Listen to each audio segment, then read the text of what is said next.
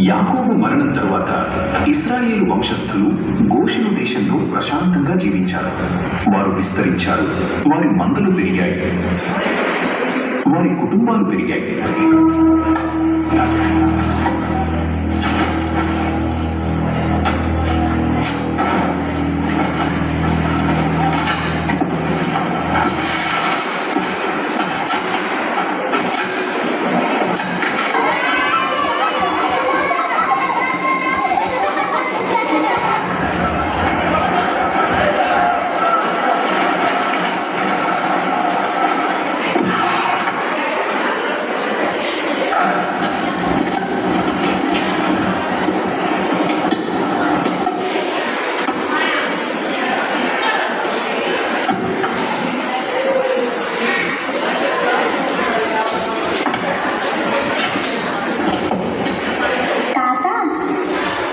ఇది ఏ స్థలం?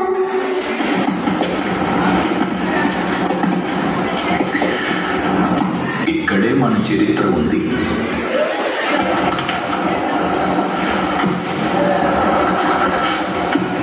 తన చివరి సంవత్సరాలలో యోసేపు తరచుగా ఐగుప్తు యొక్క గొప్ప గ్రంథాలయానికి వచ్చేవాడు.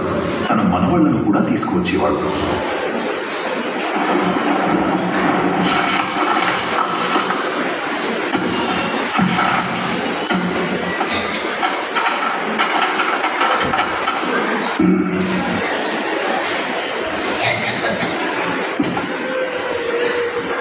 ఈ గ్రంథం మన పితామహుడైన అబ్రహాము కథను చెబుతుంది.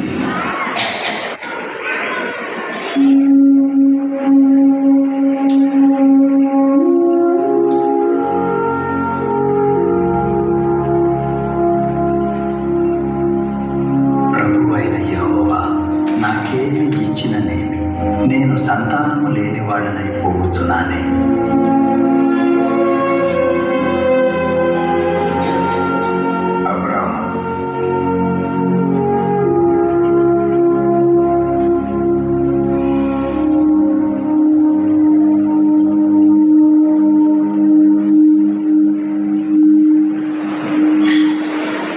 ఆకాశము వైపు చూచి నక్షత్రములను లెక్కించగలిగితే లెక్కించుము.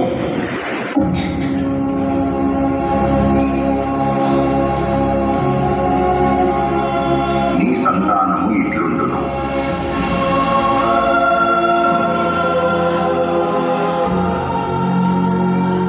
నేను నమ్ముతున్నాను. ఈ దేశమును స్వతంత్రించుకున్నట్లు దాని నీకిచ్చుటకు కల్దీయుల పట్టణములో నుండి నిన్ను యువతలకు తీసుకొని వచ్చిన యెహోవాను నేనే. ప్రభువైన యెహోవా, దీన్ని స్వతంత్రించుకునేదనని నాకెట్లు తెలియదు. సూర్యాస్తం అయినాక అబ్రామునకు గాఢ నిద్ర పట్టింది. అప్పుడు దేవుడు అతనితో కలలో మాట్లాడాడు.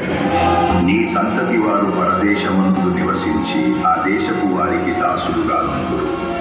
వారు 400 ఏండ్లు వీరిని శ్రమ పెట్టుదురు. వీరు ఎవరికి దాసులవుదురో ఆ జనమునకు నేనే తీర్పు తీర్చుదురు. తరువాత వారు మిక్కిలి ఆస్తితో బయలుదేరి వచ్చెదరు. ఐగుప్తు గురించి మాట్లాడినప్పుడు ముందుగా గుర్తుకు వచ్చేది ఒక్కటే, నైలు నది.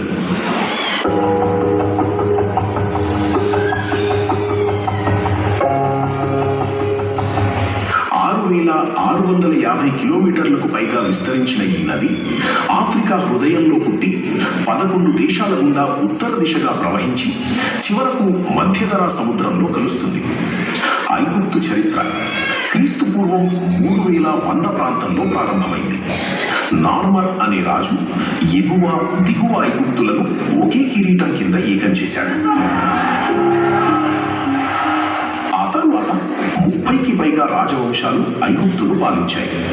నార్మర్తో ప్రారంభమైన రాజవంశాల పాలన దాదాపు 3000 సంవత్సరాల తరువాత క్రీస్తు పూర్వం 30లో క్లియోపాత్రాతో ముగిసింది. మొత్తంగా దాదాపు 190 మంది ఫరోలు ఐగుప్తు సింహాసనాన్ని అధిష్ఠించారు.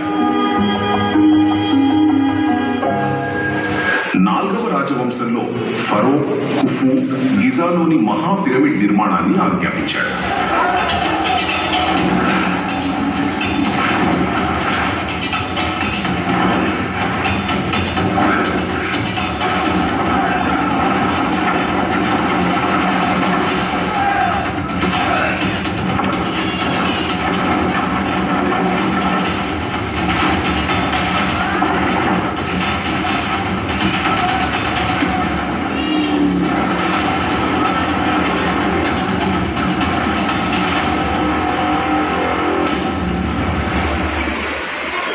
నన్ను బానిసగా ఐగుప్తుకు తీసుకొచ్చినప్పుడు అది క్రీస్తు పూర్వం సుమారు 1650వ సంవత్సరం. కానీ అప్పటి ఐగుప్తును పాలించింది స్వదేశీయ ఫరో కాదు, కనాను దేశం నుండి వచ్చిన సాలిటిసు అనే రాజు. 13వ రాజవంశం నాటికి కరువు, నైలు వరదల క్షీణత, అంతర్గత కలహాలు ఐగుప్తును బలహీనపరిచాయి. అదే అవకాశంగా కనాను దేశానికి చెందిన పాలకులు ఉత్తర ఐగుప్తును స్వాధీనం చేసుకుని అవారిసును తమ రాజధానిగా చేసుకున్నారు. అప్పటి నుండి వారిని హిక్సోస్ అని పిలిచారు. తరతరాలుగా ఆ విదేశీయుల సమాజం విస్తరించింది. వారితో పాటు కొత్త ఆలోచనలు, కొత్త సాంకేతికత, గుర్రపు రథాలు, శక్తివంతమైన విల్లు, కొత్త ప్రభావం ఐగుప్తులోనికి ప్రవేశించాయి. నా సమయం సమీపించింది, కానీ దేవుడు మీకు తోడుగా ఉంటాడు. అబ్రహాము, ఇస్సాకు, యాకోబులకు వాగ్దానం చేసిన దేశానికి మిమ్మల్ని తీసుకువెళ్తాడు.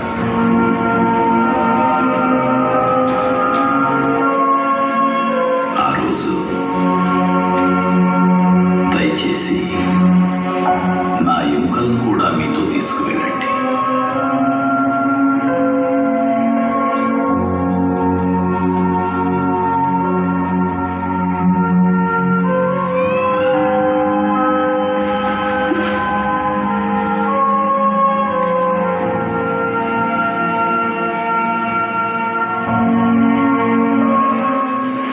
యోసేపు తన కుటుంబాన్ని కరువు నుండి రక్షించాడు.